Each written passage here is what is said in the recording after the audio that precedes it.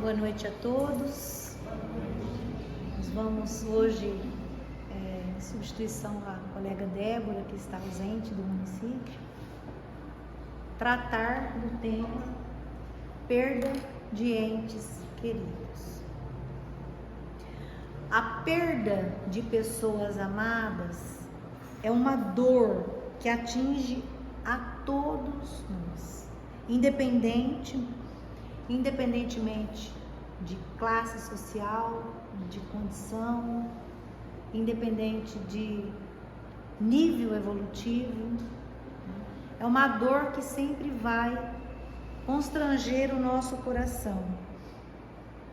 A maioria de nós teme muito a desencarnação dos afetos e a gente sempre se recusa a pensar nessa possibilidade, mesmo em relação aos familiares de mais idade, porque nós sabemos que no ciclo de vida a morte é uma consequência natural, é uma consequência de estarmos vivos.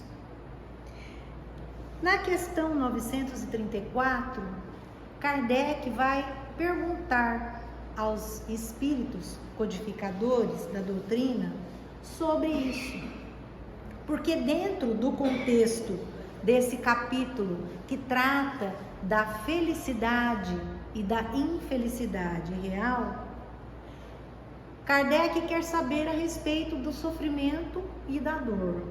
Então ele pergunta: a perda dos entes que nos são caros não constitui para nós uma legítima causa de dor, que é tanto mais legítima quanto maior é irreparável e independente da nossa vontade? Então os espíritos respondem a Kardec o seguinte, que esta dor não depende de condição econômica, de situação material ou de nada que esteja ligado aos atos que nós pratiquemos nesta vida ou possamos ter praticado em vidas anteriores. Esta dor, ela atinge tanto o rico como o pobre e ela representa uma prova ou uma expiação. E eles complementam. E comum é a lei, ou seja, comum é a lei, ela é uma lei comum para todos que estamos neste planeta. Então é uma dor que mais dia, menos dia, todos nós vamos enfrentar ou todos nós já enfrentamos. Então, essa dor é sempre muito profunda, porque ela vai interromper os laços de afeto que nós desenvolvemos durante muito tempo nesta existência ou até mesmo em existências anteriores, porque nós sabemos que as pessoas do nosso convívio são pessoas com quem nós já convivemos em outras encarnações. Então são laços muito fortes, muito duradouros. Mas a doutrina espírita vai nos ajudar no equilíbrio necessário para enfrentarmos esta prova, como disseram os espíritos, porque ela vai descortinar para nós a vida após a morte e vai mostrar que a vida não acaba no túmulo, dando para a gente a certeza do reencontro com aqueles que nós amamos na terra. Então, essa compreensão de que a vida continua depois da morte do corpo, de que nós somos seres imortais, nós não somos seres humanos que possuímos uma alma ou espírito, nós somos espíritos ocupando corpos humanos. Então, essa compreensão de que o nascimento e a morte do corpo físico são ciclos no processo de evolução, que nós sempre seremos amparados pelos espíritos benfeitores e pelos nossos espíritos familiares, tanto quando nós partimos, ou os nossos familiares que partem, como aqueles que ficam e estão passando por aquele momento de dor. A compreensão também que depois do desencarne, nós também nos reencontraremos no plano espiritual, com os nossos familiares, com os nossos espíritos amigos, com aquelas pessoas que nos são caras. Todo esse entendimento trazido por essa doutrina vai fazer com que a gente se sinta consolado quando nós vemos partir do mundo físico os nossos entes queridos. Então, a dor suaviza um pouco, né? A gente pode comparar a situação com um machucado, uma ferida que nós temos no corpo. Com o passar do tempo, essa ferida vai cicatrizar, ela vai se fechar, mas a ferida vai continuar ali. E de vez em quando a gente vai sentir essa ferida. A ferida vai doer, em alguns momentos ela pode até, né, atrapalhar ou perturbar um pouco, né? Mas ela está cicatrizada pelo passar do tempo. Apesar de que a gente sempre vai ter essa lembrança, essa recordação e esse sentimento por aqueles que partiram. Então, nós entendemos, dentro da doutrina espírita, que cada um de nós, ao nascer, traz uma expectativa de vida. Quando nós demonstramos maturidade espiritual suficiente, é permitido que nós possamos programar as ocorrências mais importantes da nossa nova encarnação e a forma também como nós vamos desencarnar. Isso pode ser programado dependendo da maturidade espiritual que nós temos, né, no plano espiritual. Então, o planejamento da nossa existência corporal sempre vai visar o nosso desenvolvimento moral. Este é sempre o objetivo desse planejamento feito no plano espiritual. E por isso, quando nós estamos no plano espiritual e temos uma visão mais ampla, nós vamos sempre escolher provas que vão contribuir com mais rapidez para o nosso adiantamento. E não importa para nós, quando estamos no plano espiritual, se essas provas vão nos causar dor, porque a nossa perspectiva lá é diferente da perspectiva que nós temos aqui. Depois que nós encarnamos, devido ao nosso livre-arbítrio, podem acontecer mudanças nesse planejamento, né? Então, dependendo do nosso comportamento, das nossas atitudes, muitas vezes as nossas provas podem ser suavizadas. E essas mudanças também podem ocorrer de uma forma negativa, né? Dependendo do nosso comportamento, elas podem ser um pouco mais pesadas, né? E muitas vezes, quando a gente vê da perspectiva do plano físico, a gente considera muitas situações como negativas. Mas se a gente for olhar sobre a perspectiva espiritual, essas situações que nós vemos aqui como negativas, elas podem, na verdade, ser positivas. Então, muitas vezes, aquilo que acontece conosco ou com familiares e que a gente julga como uma fatalidade ou julga como uma tragédia, é muitas vezes escolha do próprio espírito que reencarnou para desencarnar daquela forma, atravessando aquela prova, né? Ou se é uma situação suavizada, pode ser um ato de benevolência divina, que vai permitir o desencarne de uma forma menos dolorosa do que muitas vezes o espírito programou, né? Então, na questão 851 do Livro dos Espíritos, Kardec faz o seguinte questionamento: haverá fatalidade nos acontecimentos da vida, conforme ao sentido que se dá a este vocábulo? Quer dizer, todos os acontecimentos são pré-determinados? E neste caso, que vem a ser do livre-arbítrio? Então, Kardec faz várias perguntas numa só.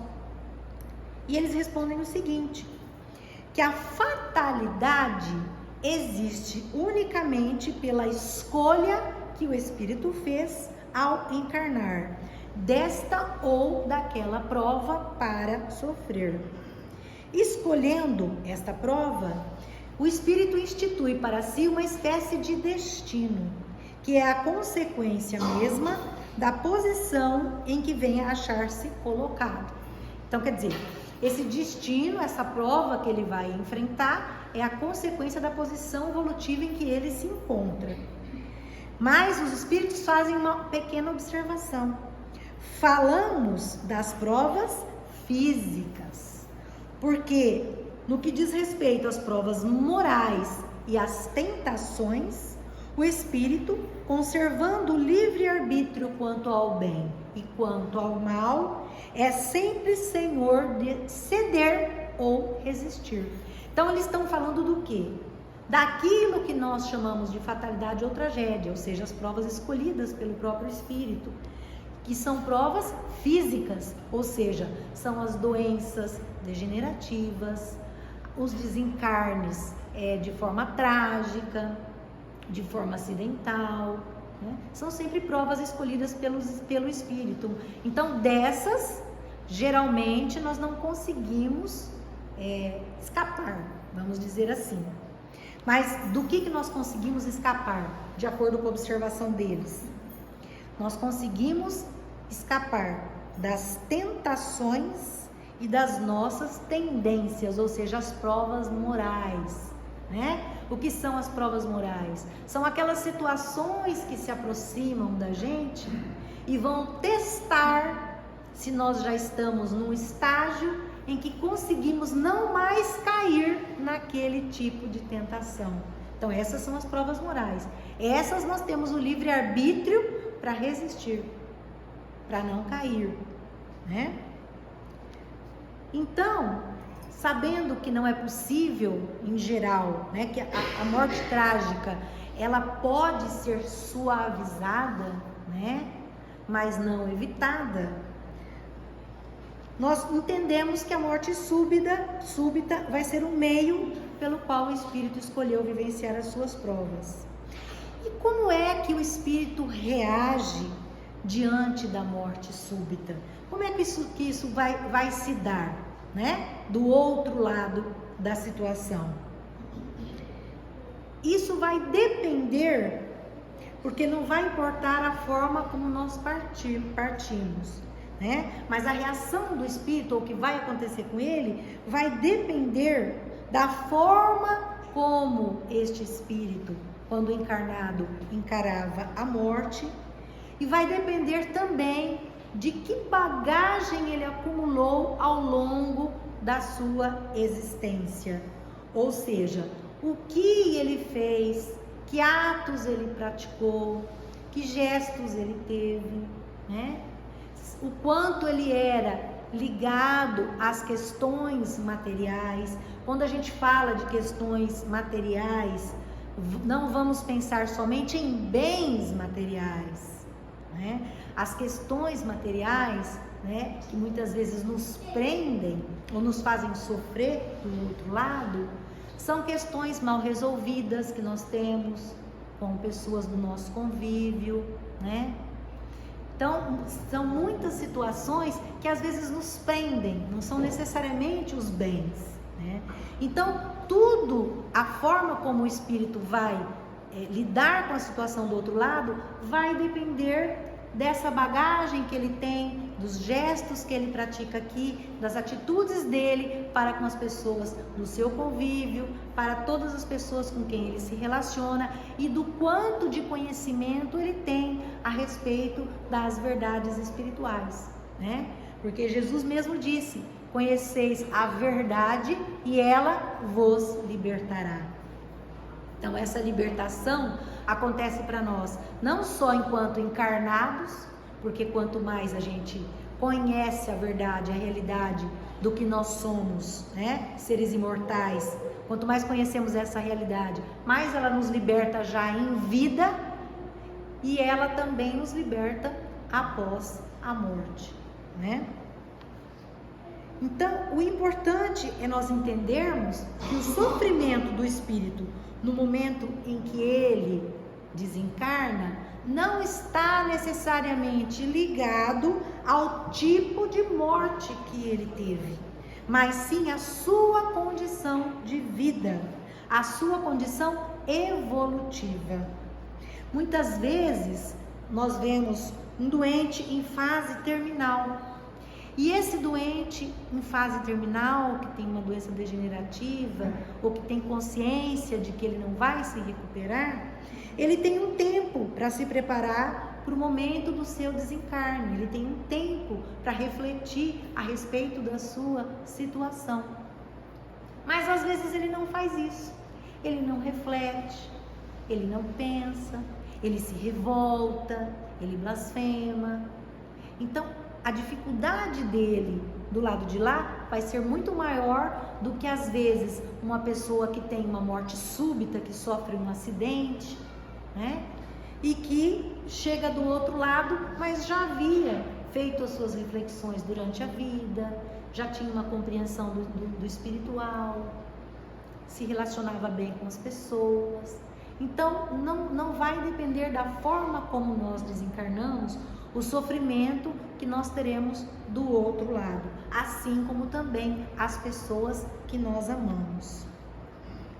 Então, não vamos esquecer que quando nós analisamos a morte de um ente querido, nós também estamos falando daquilo que ele, como espírito, já conseguiu incorporar no seu ser ao longo de não só dessa existência, mas de séculos de existência, considerando que somos espíritos imortais. Então, o entendimento do que aconteceu e a sua adaptação ao plano espiritual, a esse novo ciclo de vida, vai depender de tudo isso que ele viveu aqui no planeta. Na questão 154 do Livro dos Espíritos, Kardec também pergunta a esse respeito: a separação da alma e do corpo é dolorosa? Ele quer saber como é que se processa essa separação, se ela é dolorosa para o espírito que a está experimentando.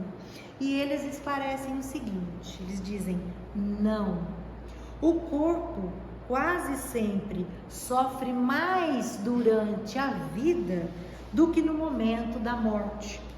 A alma nenhuma parte toma nisso. Os sofrimentos que algumas vezes se experimentam no instante da morte são, na verdade, um gozo para o espírito, que vê chegar o termo do seu exílio, né? Porque todos nós estamos exilados aqui na Terra. Todos nós estamos exilados, presos ao corpo físico, que nos limita pelos 5 sentidos. Então, se nós observarmos a morte sob a perspectiva do plano espiritual, nós entenderemos que a morte é libertação. O que deve ficar sempre claro é que Deus não abandona nenhum de seus filhos. Então, no momento da morte, todos são socorridos e auxiliados para iniciar essa nova fase evolutiva. E a gente pode também, nesse momento, se perguntar: o que é que acontece quando nós perdemos um ente querido pelas portas do suicídio? Nesse caso, a situação se complica um pouco mais, porque o espírito destruiu a maior dádiva que ele recebeu de Deus, a vida. Deus dá a vida e a Deus cabe tirá-la. Nada justifica o ato de tirar a própria vida, e as consequências desse ato são terríveis. Muitas vezes o perispírito, ele permanece ainda ligado ao corpo físico, porque como a vida foi interrompida, sem que a energia daquele corpo fosse esvaindo-se aos poucos com a condição natural do envelhecimento, então ainda existe muita energia, né? Muita vitalidade. E essa vitalidade faz com que o espírito permaneça preso ao corpo. Então, quando a gente ouve falar, o espírito fica preso ao corpo quando se suicida, não é um castigo, é uma consequência natural, é uma lei natural, né? Enquanto houver vitalidade naquele corpo, o espírito continua ligado a ele, porque o suicídio faz com que o laço se interrompa, com que a vida seja ceifada antes da programação que havia sido feita. Então, se é nosso dever orar pelas pessoas que partiram, com muito maior frequência nós devemos orar pelas pessoas que tiram a sua própria vida.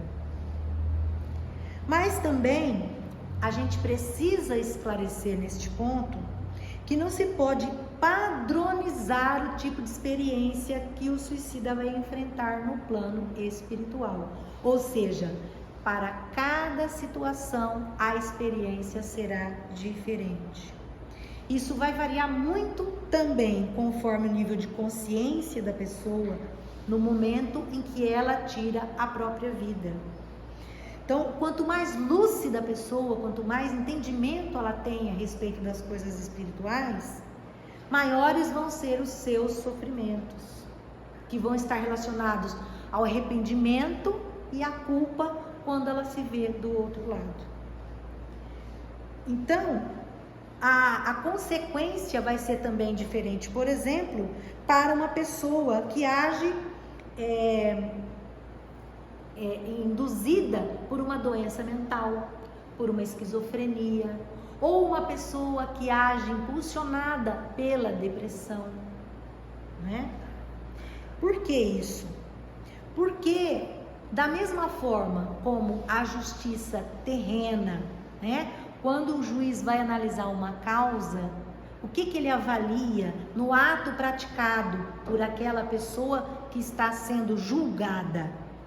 O juiz vai analisar os fatos, as circunstâncias atenuantes e as circunstâncias agravantes, né? Então, o conhecimento que a pessoa tinha em vida a respeito das coisas espirituais é um fato agravante para o ato que ela praticou.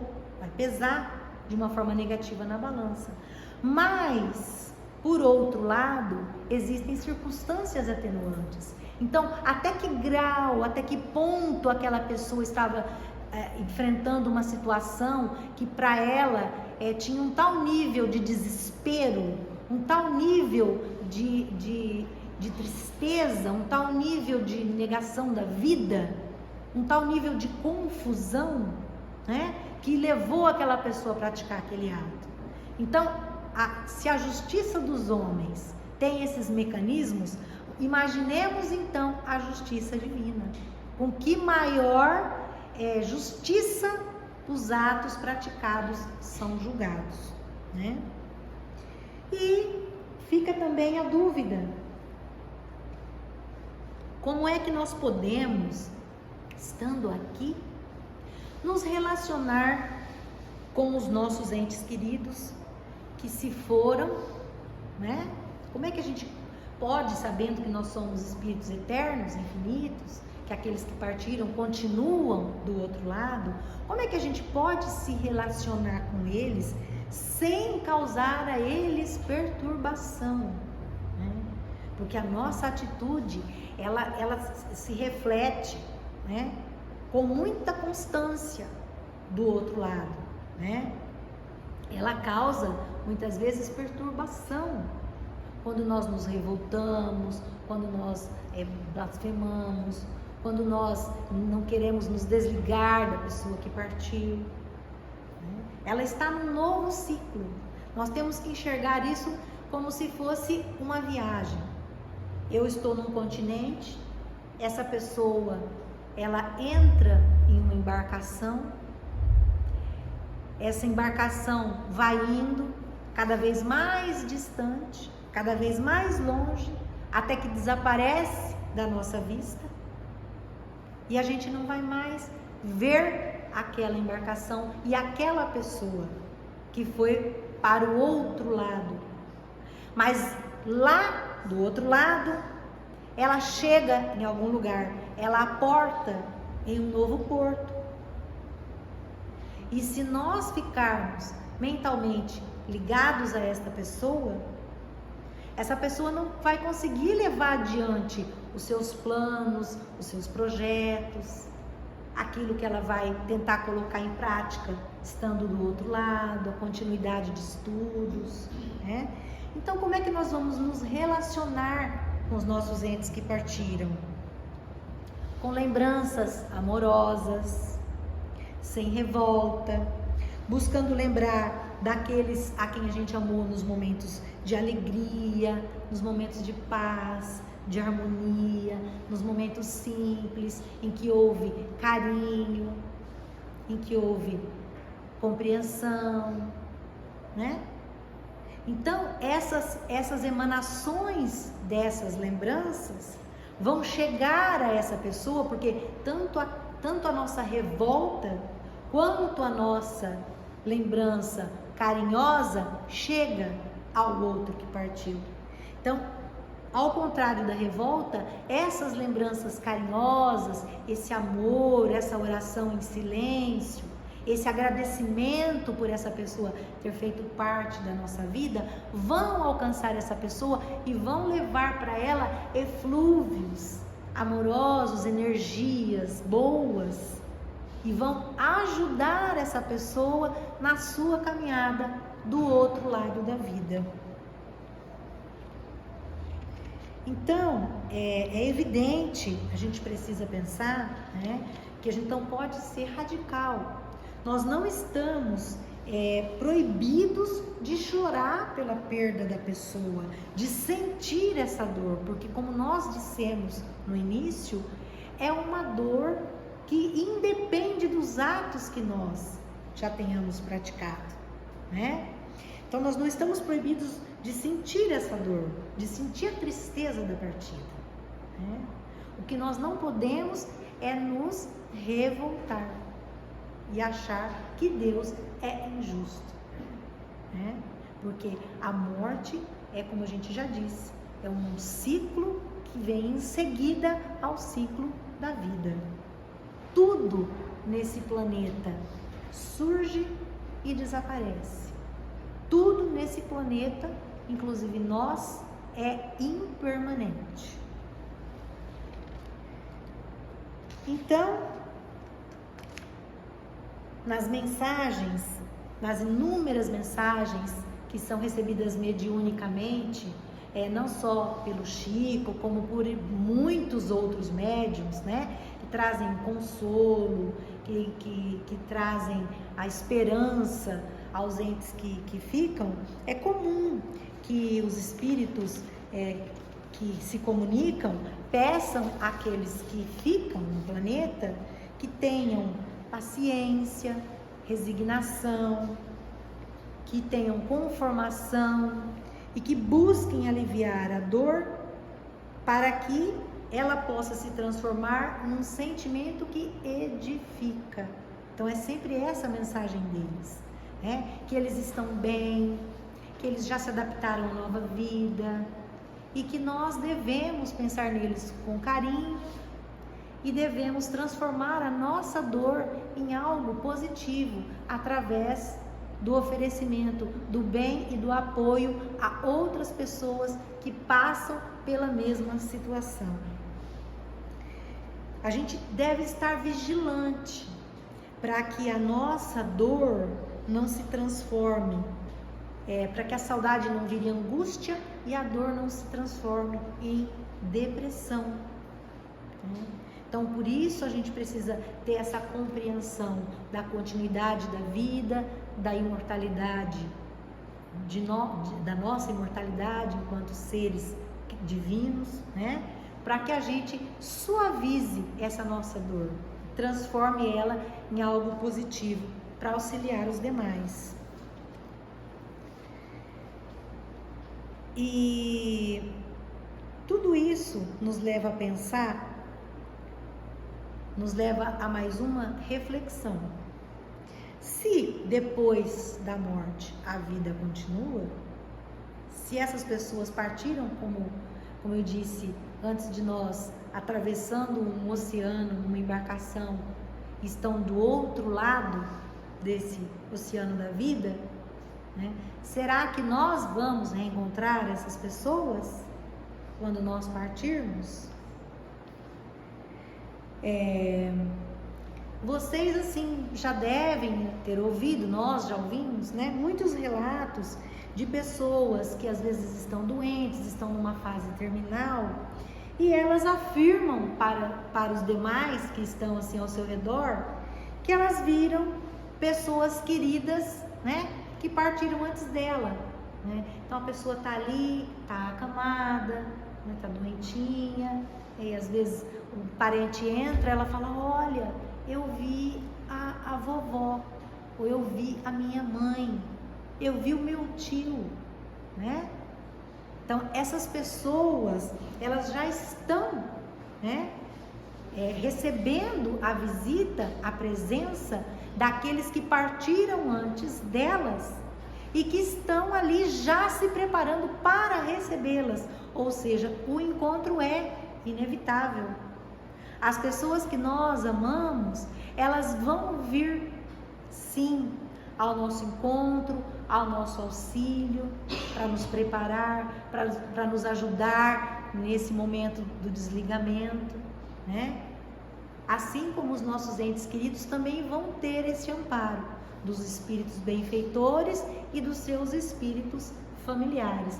Então sim, quando a gente partir nessa mesma embarcação para o outro lado da vida, nós vamos reencontrar as pessoas que nós amamos aqui na Terra.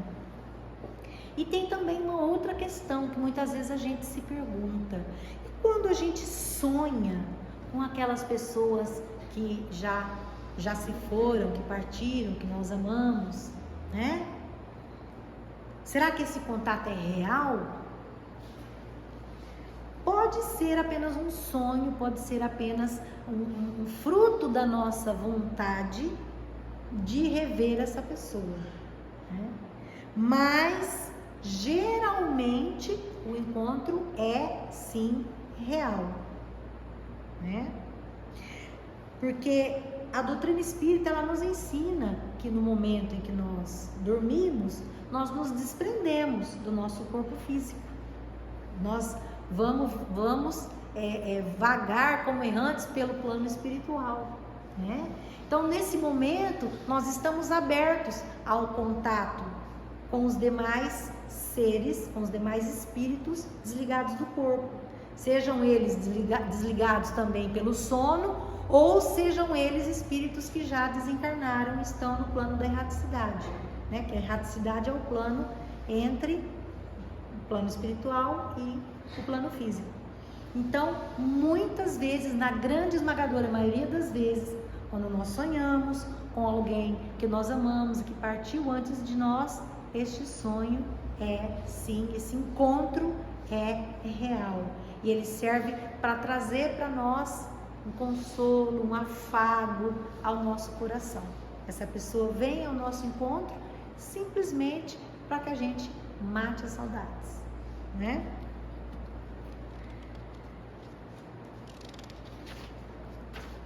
Então, fica para nós a reflexão de que antes de nós sermos filhos de Deus, ou antes de nós termos filhos ou sermos filhos de alguém, nós somos filhos de Deus, né?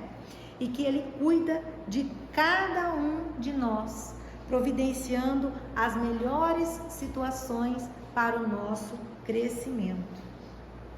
Então, essa prova da separação dos entes que nós amamos, ela vai independer de fatos anteriores, e ela faz parte das vicissitudes que nós enfrentamos aqui nesse planeta.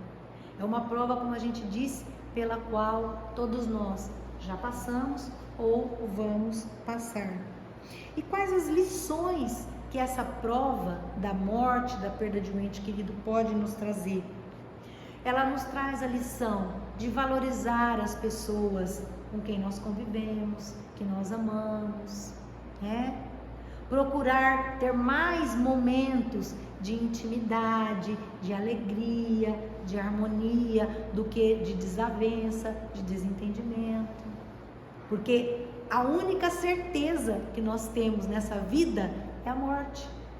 A única certeza que nós temos é que em algum momento nós e aqueles que nós amamos vamos partir. E o interessante, olha só, é que a gente não sabe quando, não é mesmo? Então a gente precisa viver cada dia como se ele fosse o último. Nós precisamos viver essa experiência. Então, conhecer a morte, falar sobre a morte, pensar na morte, nos traz essa reflexão sobre a vida. E Haroldo Dutra Dias, ele diz, né, nas suas palestras, e esse comentário é feito num pequeno vídeo que eu assisti hoje, que uma colega mandou pra gente, né, Mariana? O Haroldo Dutra Dias diz o seguinte, que o espiritismo, ele não acaba com a dor, mas ele acaba com a revolta, com o sofrimento, com o desespero, para que a gente possa suportar, compreender para suportar esse processo da separação dos nossos entes queridos. Então, o Chico também dizia o seguinte, que o melhor remédio para qualquer dor é o trabalho edificante, o trabalho no bem, a caridade, a ajuda aos semelhantes.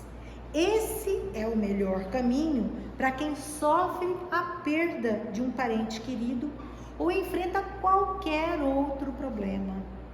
Transformar a dor em amor, procurar compartilhar do amor de Deus que existe dentro de nós, com outras pessoas que sofrem, com doentes, com desafortunados, com as crianças abandonadas, com os animais.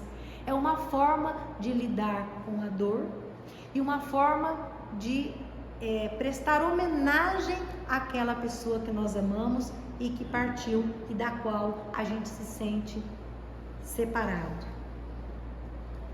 Enxergando então a dor alheia e trabalhando para amenizar essa dor, a gente acaba esquecendo um pouquinho a nossa própria dor e acaba curando, cicatrizando as nossas feridas, além de também merecer o auxílio dos espíritos superiores nas nossas lutas do dia a dia. Muito obrigada.